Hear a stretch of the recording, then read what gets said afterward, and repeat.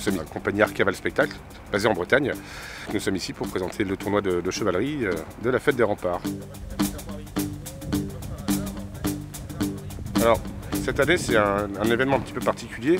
Au-delà d'un simple tournoi, on a décidé de raconter une véritable histoire et de voyager à travers l'histoire. Le but étant d'opposer deux styles complètement différents, le XIIIe et le XVe siècle. Il y a une chose qui est commune à ces deux époques, c'est le code de chevalerie. C'est le même. Bien qu'il ait évolué, ce sont les mêmes règles. Les tournois au XIIIe, c'était des joutes qu'on peut considérer comme vraiment désorganisées. Joute à pied, joute à cheval faisaient partie du tournoi. C'était des joutes qui s'apparentaient plus à des mêlées, plus brutales, plus violentes. Alors qu'au XVe, on voit apparaître déjà les pièces d'armure, on voit apparaître un certain style.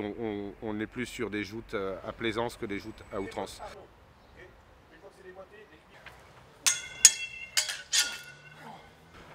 Le fait de faire voyager le spectateur sur deux siècles différents nous permet d'évoquer deux figures majeures de ces époques. Au XIIIe, on avait un chevalier qui s'appelait Guillaume le Maréchal, qui était vraiment très connu de toute la chevalerie, car c'était même pour ses ennemis, il était considéré comme le meilleur chevalier au monde. Et ce personnage de Guillaume le Maréchal a vraiment influencé la chevalerie de son époque.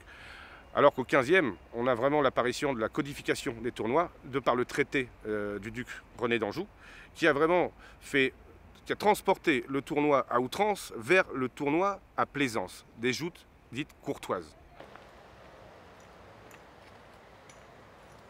Au XIIIe, les chevaliers étaient beaucoup moins protégés, les aumes étaient également beaucoup moins fermés, alors qu'au XVe, déjà on voit apparaître de belles pièces d'armure qui recouvrent entièrement le chevalier, le protégeant. On a pris le parti cette année d'aller au-delà du tournoi. On a vraiment décidé presque de partir sur une fresque. Tous les éléments essentiels au tournoi de chevalerie seront présents, avec de l'émotion, avec du frisson, avec de la cascade, avec des combats, des joutes fracassantes. On a également imaginé des scènes de vie remplies par des troubadours, des cracheurs de feu, des jongleurs, des voltigeurs. Voilà, on a vraiment toute une histoire à raconter.